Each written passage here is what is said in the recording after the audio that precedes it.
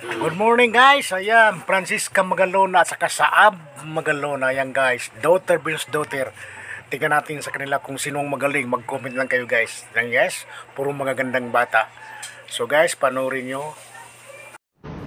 In an Uzi Ingram, she goes on a maximum, not a 45 or 44 Magnum, it ain't even a 357, no 12 gauge, but the mouth, so listen, nandito na si Kiko at kasama si Chito at si Glock 9, it's time to rock right.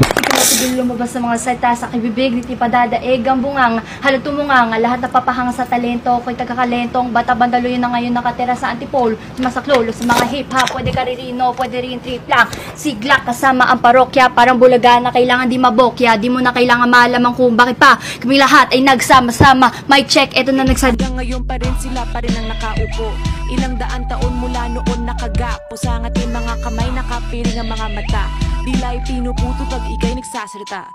Tulad ni Rizal na panulat ang pinairal, si Andres ay pinatay ng kanyang mga kakulay. Yo hablo Espanyol, si Senyor Conyo. Ako ay isang mestisong Indio po. You a friend of Uncle Sam, yo my man I am. I don't speak Tagalog but I try to understand. Pilipino ka